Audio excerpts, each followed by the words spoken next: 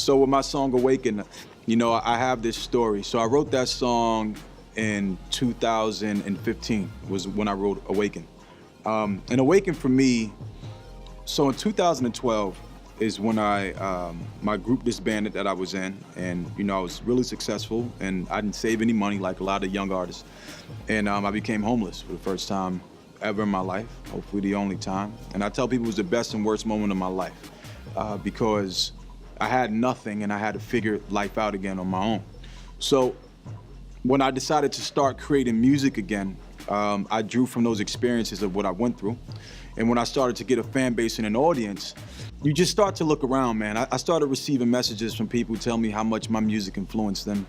I mean, everybody from cancer patients to, you know, I remember this one girl from Toronto. She was maybe 22 years old and she said she was gonna commit suicide.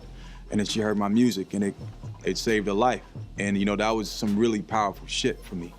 You know, so when I wrote Awaken and released it, I was at a point in my life where I learned how to get out of my world and into the world of other people.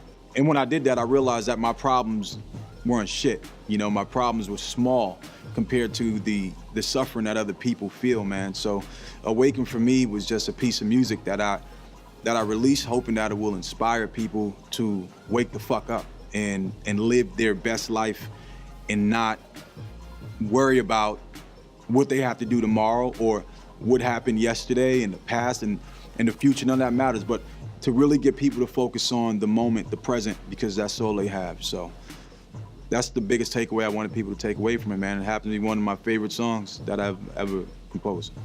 You know, a good friend of mine, she saw I was coming to Dallas, Texas. My tour started in Texas in May.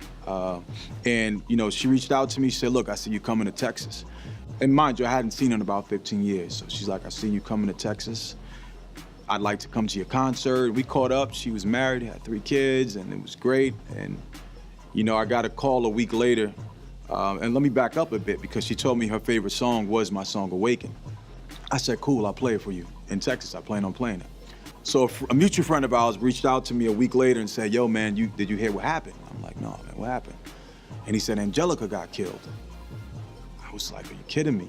You know, I'm like, are you kidding me? I literally just spoke to her, you know, a week ago. She's coming to my show. And he sent me the news clipping, the article. You know, she was a track coach and a bus jumped the divider on the wrong way of the highway and smacked right into her.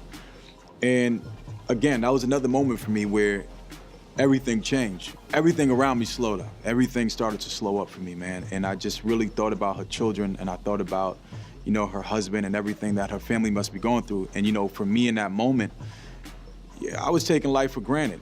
And I didn't even know I was. I was taking life for granted. I was really focused on things that didn't matter, man. And I'm like, you know what? I really have to appreciate where I'm at in this moment because this is literally it. This is all we have. From that day, I just decided that I'm gonna live my life for, you know, for her, for my kids, and everyone else around me, and even myself, man, because this is really it. You gotta take advantage of what we have.